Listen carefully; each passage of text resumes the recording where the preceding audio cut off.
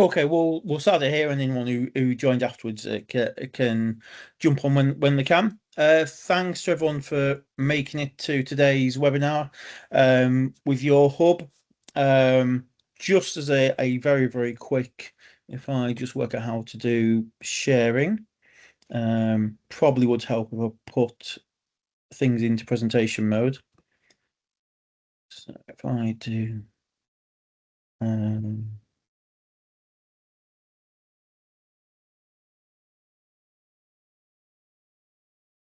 Not quite how I was intending for it to share, but never mind. Just very briefly then, so if you're not aware of Yorhub, and I'm sure most people are, we offer a full suite of construction procurement frameworks, including construction, civil engineering, and professional services, accessible to all public sector, education, third sector organisations. We've got various direct award and mini competition routes. If any of that is of interest and you want to find out anything more about any of it, do head over to the website or drop us an email and we'll be happy to talk to you about it. So for today, we're really pleased to have Katy Robinson with us. So Katy Robinson is a multiple award-winning senior project manager and construction professional working at East Riding of Yorkshire Council. Katy previously led a campaign to improve the availability of inclusive PPE for the construction industry, with her campaign being discussed in Parliament and a new British standard produced as a result. Her current campaign, Release the Bogs, shines a light on the poor quality of construction site welfare. And I have to say, reading the report, it really is quite shocking. So over to you, Katy. What I would ask everyone is, if you've got any questions, you should be able to pop them into the Q&A, and we will pick those up at the end of the presentation. Thanks.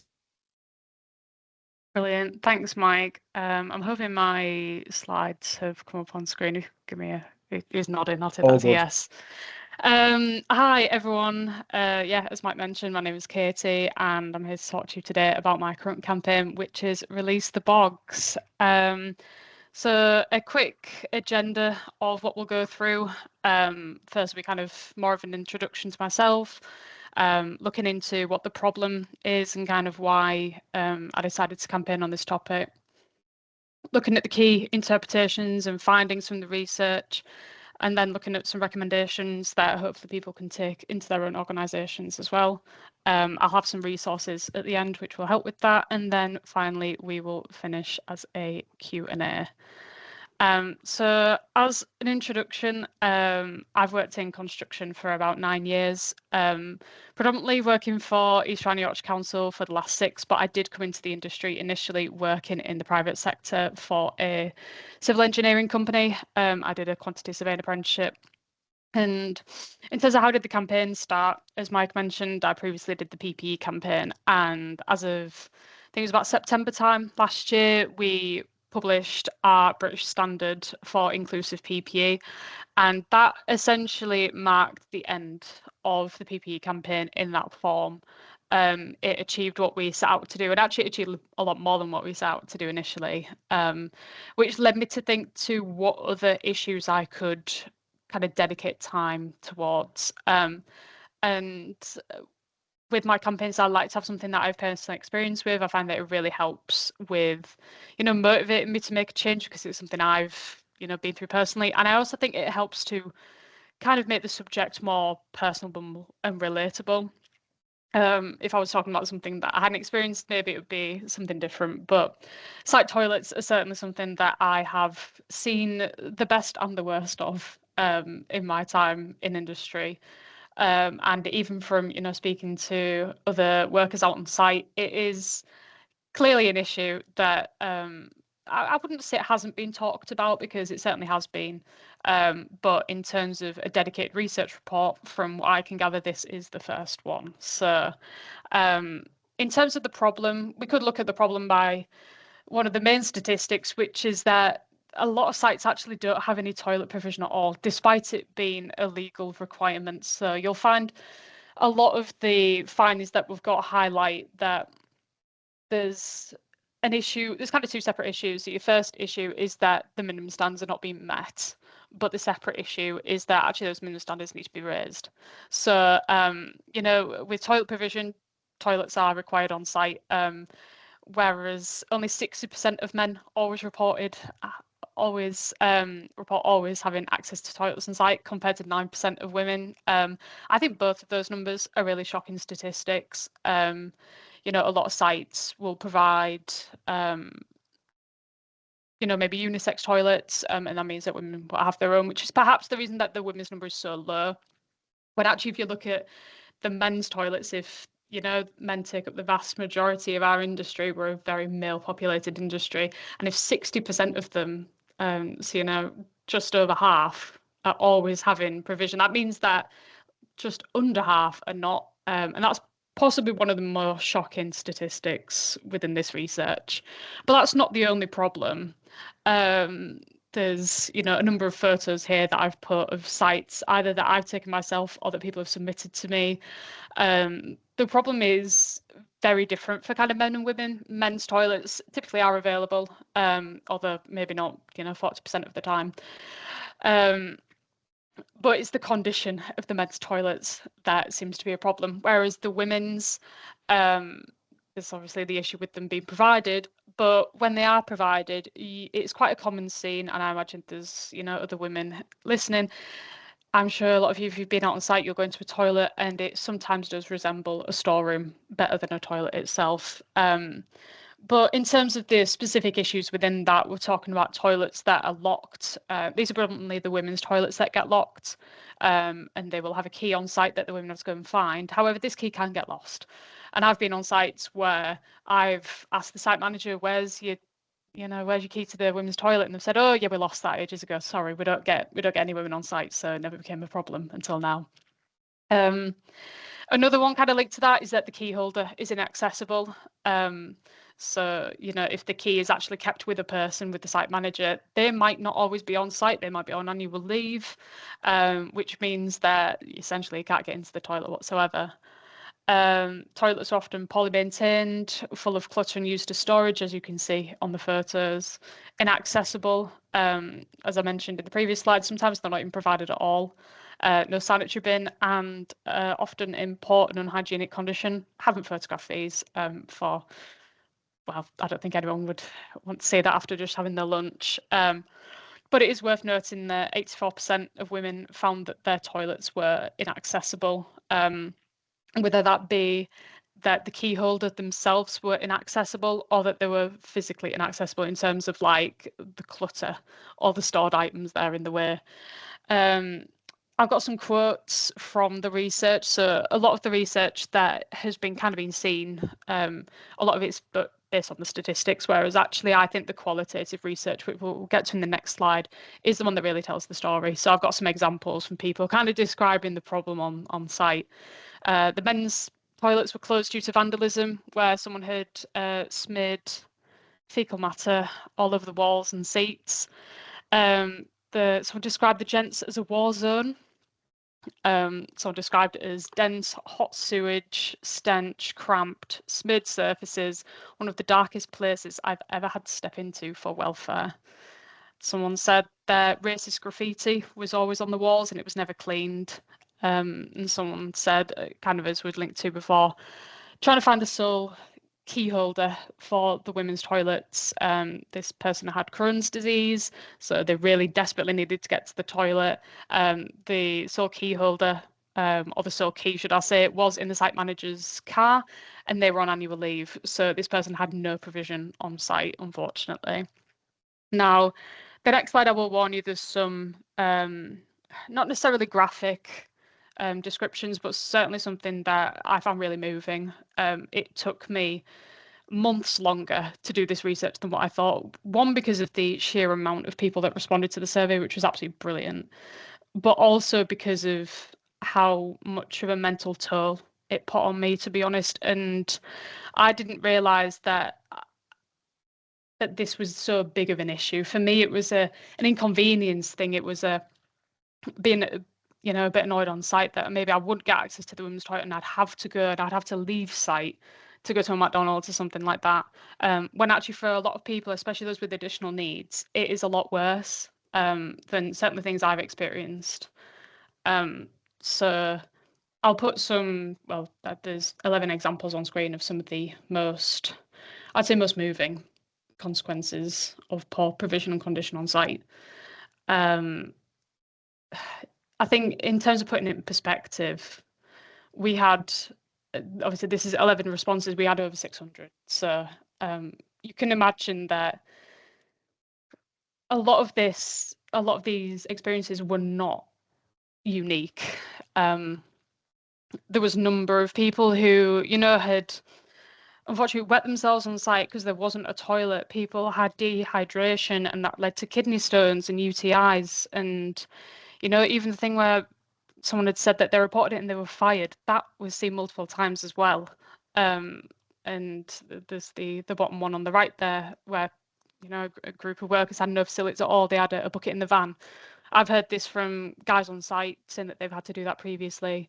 And it seems like quite a common occurrence, really, because they didn't seem too phased by it. And I guess it's a bit different for a guy to, go for a wee. They don't have to completely squat down or anything. But, we don't only go to the toilet to go for a wee. So I think, yeah, they're definitely some of the most moving consequences. And I think that was what really motivated me, that this wasn't just going to be, a campaign about awareness. This is a campaign to go to the regulator to say this is not good enough. In terms of the key interpretations from the research, we kind of found that the men's and women's experiences were very different. So the men's toilets tend to lack in sanitary condition compared to the women's that lacked in provision and access, which I've kind of touched on previously. There's not really a correlation in terms of provision and condition of the toilets provided and the company size for which, like, the principal contractor would be responsible for. Within the questionnaire, we asked people if they could name the contractors that they had positive experiences with and then the contractors that they had negative experiences with. Now, all that information is confidential. I'm not going to start naming shaming contractors, but there were contractors on there that were named both positively and negatively, which highlights that it's perhaps not even a company issue, it's a site issue at site level. So certainly something to think about. There is evidence of breaches to minimum standards, very clearly, to be honest. But it also does highlight that the minimum standards need to be raised in order to meet the needs of the workforce, which kind of links into the next one, which is that there's a little consideration made for women, those with disabilities or additional needs, and those who are trans or non-binary as well. In terms of the key findings, if you've seen the research online, I released everything on Friday. News articles have started to pick it up this week, which is really good. These are the key statistics that you'll see. Workers having to leave site to find alternative facilities. It's quite a shockingly high statistic. We're talking about more than 75% of men and more than 72% of women. Workers are avoiding drinking to avoid using the site toilets. Again, we're talking a lot higher proportion of women. Talking about, about 61% of women, nearly 35% of men. Worryingly, less than 40% of people reported that their toilets always had functioning locks. You kind of think of that as more of a privacy concern, but it is worth noting that we did receive some qualitative kind of written experience where people reported that the doors didn't fully close and was unlockable, and that actually proved extremely dangerous. And it kind of highlights that it's not a privacy, well, it obviously is a privacy issue as well, but it's more a security and a safety issue as well. And perhaps one of the most frustrating statistics is that construction workers are considering leaving the industry. I imagine most people on this call will work in construction, and you'll be well aware of the skill shortage that we suffer with, where we can't find enough people to do the work. We're struggling to attract people into construction, and even more so, we're struggling to retain them in the industry as well. And I think the CITB, they announced how many hundreds of thousands of workers we needed within the industry in the next few years just to keep up with demand.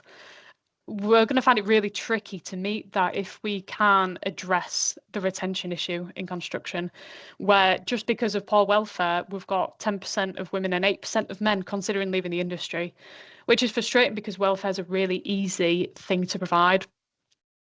and it's a legal requirement. It should be that something that we actually always provide, but statistics show that perhaps that isn't always the case.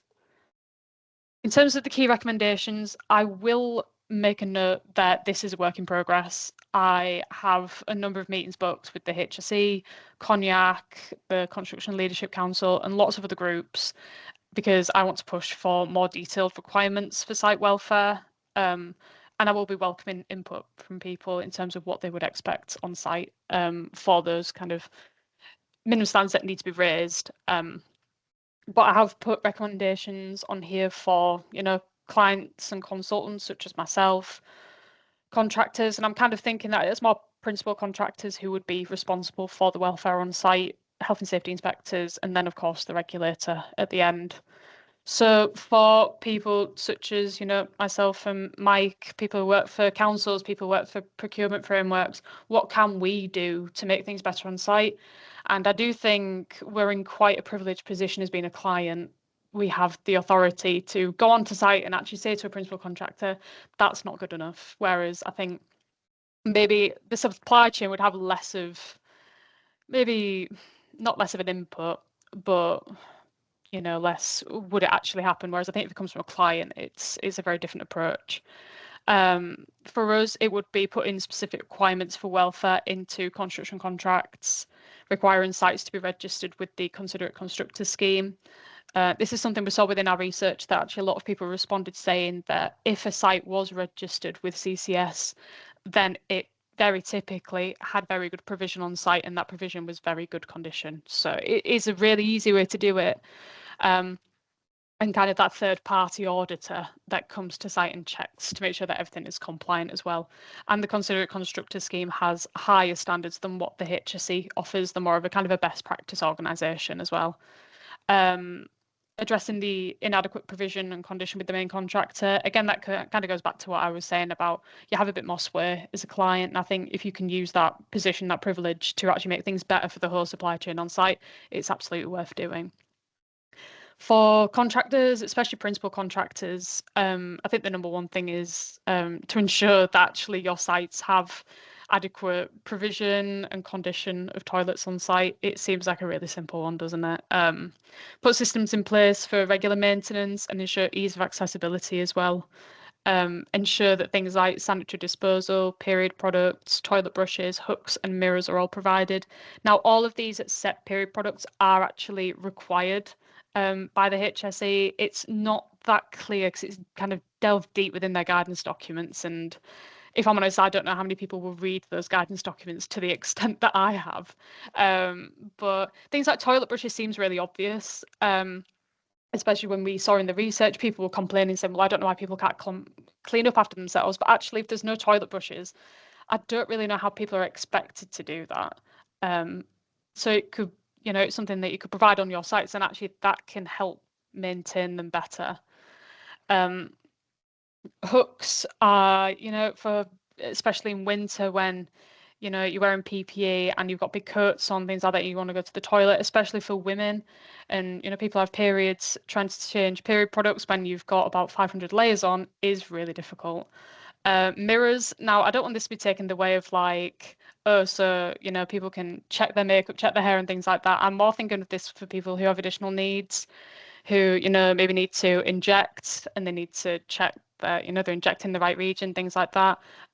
People have to put eye drops in. I myself have to put eye drops in. I wear contact lenses and I really struggle on site sometimes, especially when it's quite dusty. So I'll have to go, and it's really hard to put eye drops in using a phone camera, whereas, a toilet mirror, it seems like an obvious one, doesn't it? And again, contractors, if you register your sites with the Considerate Constructor scheme, that's a really good way for actually someone to hold you accountable to that as well.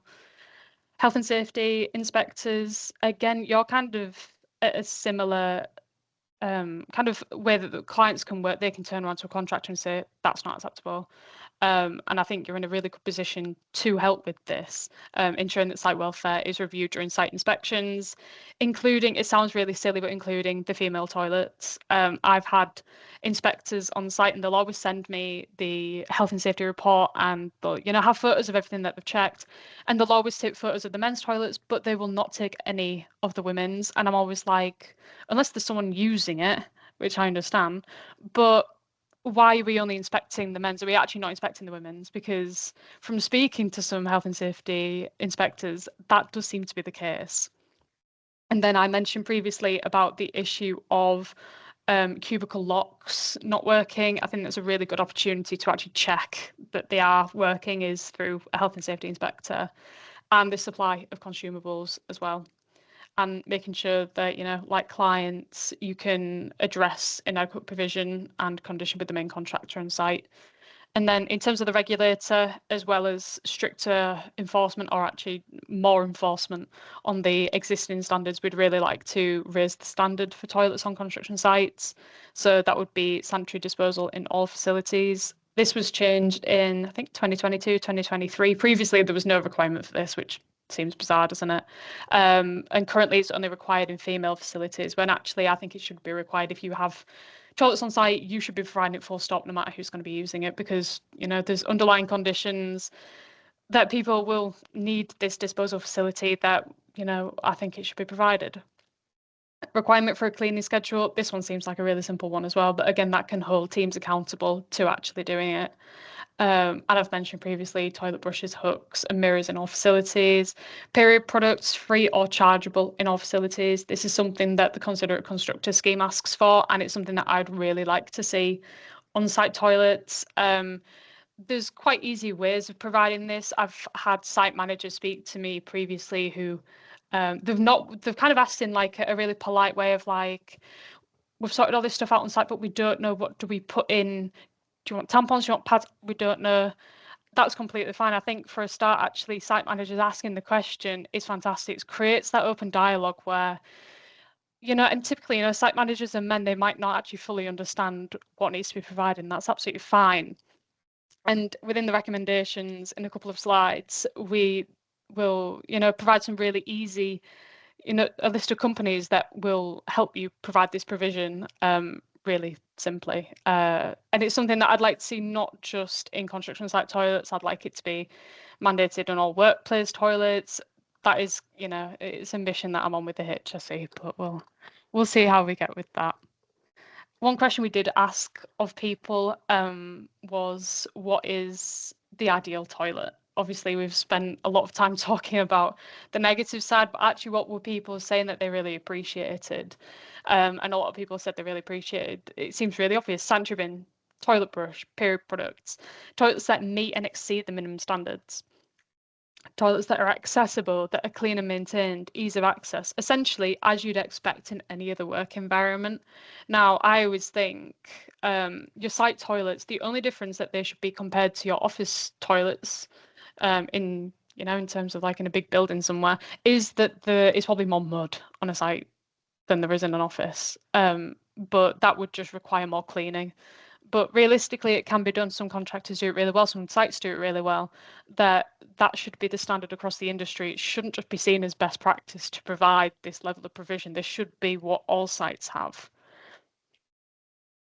And I've got some resources here, as there's a number of companies that will help provide these products for you. There's also the research report link. I really hope that QR code does work. If not, I think Mike has put the link in the chat very kindly. It just goes to my LinkedIn post where the research, there's the full academic paper on there, which gives you kind of a more in-depth understanding. It is quite a few pages. So, you've got the key statistics from here anyway, but if you ever wanted to delve in, then yeah, read the report. It's really interesting. Well, I think it's interesting anyway. I have had some kind of frequently asked questions from contractors. One of the first ones, which was really interesting, is what about mobile workers? So we're thinking maybe it's maintenance engineers that will be between different sites, maybe surveyors. It could be people working on sites that are not where they're unable to provide toilets on site. Very small sites, maybe you're doing site surveys and things like that. But there are organisations that can help to instantly locate nearby facilities, offering toilets, water, microwaves, seating, even sanitary products as well. Teleservices is an app that you can get that companies can pay a subscription to allow their workers to access this. And it works with local cafes and restaurants, ensures that you can provide the items under CDM if you are unable to on site, or if your workers are mobile workers. Period products, I've put a few examples on here, and essentially a lot of them you can get a period kit, which if, when site managers ask me, how do I need to provide this thing? I just say, use one of these companies, get a kit, leave it in your site toilets. That's it, job done. It's not difficult. And the aim of having period products on site is not so people use it as like they're not relying on it solely for all of their products. They're relying on it when you are caught out in that moment where you're going to be on site all day and it's 8 o'clock in the morning and your period's arrived early and you know that you can't leave site until 5. And it's for that time, so you're not having to worry about if you're going to have to leave site or if you're going to have to maybe go home and get changed and things like that. It's just to have that provision out on site. And I know some people think, well, we shouldn't be providing period products. People who are periods should be providing that themselves. And I always use the excuse of, well, we provide soap on site, and I can almost guarantee you that not everyone is using it. So if that's the argument, because not everyone's going to use the period products, then we shouldn't be providing soap then. But obviously that's a given. We are providing that. Sanitary disposal, there's a couple of companies here that will help in terms of Fab Little Bag is essentially like a fancy version of like a nappy bag where you can put sanitary waste in that can then make it a product you can put in any bin. And then Binny is an eco-friendly sanitary bin. So you've got a couple of different options there, and there are others online as well. A question I do get asked is, what if we don't have women on site? And firstly, that's a real shame. Working in an industry where there are an increasing amount of women, but still not a massive amount. We do go to sites, or we do hear of sites that don't have any women, and the guys are saying, well, why should we have to provide all of this if there's not any there? And I think you should still make sure the provision is in place, even if you don't have women on your sites. And I always use the excuse, if you actually never know when a woman might join your team, either join your own organisation, join your supply chain. You've got, designers, clients, building control officers, who could be women. So actually, there's no guarantee that there won't be any on site. So I would just say provide it anyway. And the last one, which is a potentially controversial question, which is, how do we secure the women's toilets? So over a third of men admit to using the women's toilets, and this was due to the inadequate condition of the men's. So most sites even mostly lock off the women's toilets to prevent the men from using it. In terms of advice I can give out, there's no guidance for this online. It's something I've spoken to the HSE about, and they don't really know the answer at the moment. And to be honest, I don't think anyone's actually flagged it up to them previously. But I mean, my personal advice would be, please avoid locking them off if possible, unless it is a problem where the guys are using it and they're trashing it. Leave it unlocked if you can. And if they are using it, maybe consider why they're using it. Is it because the men's is in that bad of a condition that they're actually just using the women's because they just want a toilet that is in an acceptable condition? I think if you are in a position where you're having to lock them off, make sure that the key is kept in a secure place on site rather than using a key holder, such as the site manager, because nothing is worse than trying to track down a site manager who might have left site to go on his break. They might have gone on annual leave, and actually if they've got the key with them, then you've got no access at all on site. Maybe having a key holder that's got a key code on it, or actually a key code on the door itself, and ensure that women are given the code or given the location of the key at induction. That, I think, is probably the best middle ground I could come up with. But I will note that every site is different. you've got a different team of people, so there will be different dynamics on site, and that will depend on how your approach is. But yeah, that's pretty much everything. So I've put my contact information here. Feel free to reach out if you have any questions, if you have any personal experiences that maybe you don't want to share on social media, because I've seen a lot, especially I've done really well on Instagram and TikTok with this. Surprisingly, it's kind of two networks I didn't really expect would, appreciate a campaign. Not like LinkedIn would really appreciate it. It's a very unique one.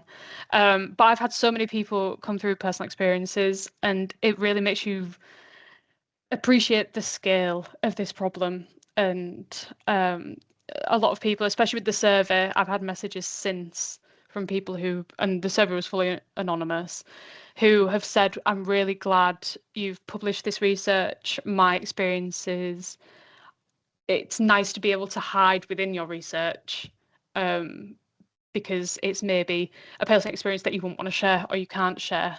But actually, sometimes you want to talk about it, sometimes getting it off your chest can be the biggest thing. So feel free to get in touch. And of course, if you're a contractor with questions, again, feel free to, let me know, and I'll help you out as much as I can. And yeah, we're at the end. So happy to have a Q&A. If you've got any personal experiences that you are willing to share, it would be great to hear about that as well. That's fantastic. Thanks so much for that, Katie. And I was really interesting. When we're talking about how to attract more people to construction, it's not a great image for the industry, is it? Yeah, I think you Yeah. think with one of the stereotypes in construction is a portaloo on site, and no, portaloo is a nice place to be. So you can understand why a lot of people, maybe, especially if they're maybe on either an apprenticeship, they're on work experience, if they are seeing something on site and it's that bad, you can see why people leave. Mm. Definitely. And I know, I think you referred to it in your presentation. Research by the CAOB identified issues with inclusiveness on site for women and non-binary. And if they're having issues with inclusiveness, and you know, they don't even have any toilet facilities in many cases. You it's a no-brainer as to why we're not getting people in. And I do wonder what the stance is in female-dominated industries. Is it a situation where men don't have any toilets? I suspect that's not the case. I suspect that they're unisex toilets, or there are male toilets available. Yeah, for sure. Yeah. I don't really have any questions. I was going to ask about what should clients be asking of their contractors, but to be fair, you've already kind of covered that in your presentation, and you've said you're meeting with the HSC and other organisations. So, it's really important and really good to have this spotlight shown on it. So thank you, Katie. Yeah, absolutely. And I mean, thank you so much for the opportunity to let me talk about this. It's something that has bothered me for years, and especially as a young girl coming to the industry. I came to the industry at 18. Mm. Did not think I could speak out about issues, and actually, I wish that either I'd known of someone speaking out about them, or actually, if contractors just complied with what is Mm. required, that would have made life so much easier. Yeah, So yeah, yeah, absolutely. I really hope that it does help to, well, I Mm. don't want to say convince contractors, but educate contractors on what they should be providing, and Yeah. hopefully see a change. Yeah, absolutely. I'll just look at the comments. It's a good comment from Anna about she'd be interested to hear from employers about how they manage those who vandalise women's toilets, which requiring them to be locked. And again, it's how you get around that whole issue, and whether the answer is actually you have a set of unisex toilets, and if you're vandalising your own toilets, aren't you? Yeah, and I did see that there was a lot of people within the research that had said that they'd kind of seen vandalism on site, Mm. people purposefully kind of trashing the toilets. And it kind of comes down to the reason of why they're doing it, because is there that bad of a culture on site that it's perhaps their way of getting back? which could highlight actually a bigger problem, not just on that site, but in the company or of the industry. Obviously, we've got massive pressures in construction. The skill shortage is certainly one of them. And actually, is it an underlying reason for that as well? Yeah, yeah, absolutely. There are a couple of questions I have come in. So one is Lucy's asking about the current minimum standards for toilet provision. If you happen to know those, I suspect it will be in it's probably in the CDMA COP. Yeah. So yeah, if you look at the CDM regulations, or there's even a dedicated part of the HSE website which is all about construction site toilets. There are guidance documents. You have to kind of go searching for them a little bit. And the issue I found is that each guidance document and regulation mentions kind of different things. So it's all a little bit disjointed, which is part of my campaign to the HSEs to say, let's have a level playing field, put everything the same, because there's some guidance documents that are requiring this where that's not even mentioned on their website or in the CDM regulations. So yeah, I think a lot of it is just kind of tying up loose ends and actually across the board showing the same provision. Yeah, no, I fully agree. And one other one, so Nimat was asking, what do you think the next step should one be on site with these issues? So if you have these issues on site and you raise concerns and nothing's done, what guidance would you follow? I think it's kind of with anything, if you can escalate an issue further up, either in your own organization or within the main contractor's organization. Um, if a site is registered with Considerate Constructors, for example, they have, I don't know if it's an anonymous tip line, but they have kind of a customer service team that you can report issues to, and then they will deal with that on site. And honestly, I think if it is that poor on site, you are within your right to, speak to the HSE, because it's clear that if they're not meeting standards, then the HSE really should be doing something about it. And especially if people are reporting this, it helps to raise awareness to the HSE that there is a big problem out there as well. Yeah, no, definitely. That's really good. I think that's everything that we've got in terms of questions. So we'll bring the session to a close. We are recording the session, so it will be on our Yorhub YouTube channel in the fairly near future. Just very briefly before everyone go, I'll just highlight our kind of upcoming events. So. We've got a couple of webinars already open for registrations on the Yorhub website. We've got Tom Van Huren of Amy talking about enriching mobile phone data with socio-demographics. Now, this is about how mobile phone data can be used to inform transport planning. If you think, I've been involved in civil engineering schemes where you're having to try and forecast, who's going to travel on what roads that you've not built yet, and how are they going to do it. So there's a huge amount of information that can come from mobile phone data. So that's going to be quite an interesting one. I feel on the 15th September. The other Yorhub webinar we've got leaping down to the bottom of those three bullet points is now I have copied and pasted the description there and I've not updated, so I do apologize. The webinar is actually about the use of low carbon materials in highway schemes. So it is on the 22nd of October and it will be with Dr. Leanne Hutchins of Low Carbon Materials. But yes, he's done a number of schemes with East Riding and with other councils using low carbon materials and looking at how has that fed into highways to improve performance. We're also looking to have one of our project managers who's been involved in one of these schemes on that webinar so they can talk about the performance as well. And the last one with the middle point there's just to highlight the Constructing Excellence North Conference. This is a new conference taking place in Leeds next month. Yorhub are very proud to be the lead event sponsors for the conference. It's a very much a packed agenda. I think we've got something like 20 speakers over the course of the day. We've got workshops, we've got demos, all kinds of stuff going on. So do head over to the Construction Excellence website there, cey8club.co.uk, if you'd like to find out a bit more about that. But otherwise, I'd just like to say thanks again for your time, and I hope to see everyone at another webinar soon. And thanks again to Katy. Thank you. Cheers, everyone. Thank you, everyone. Thanks.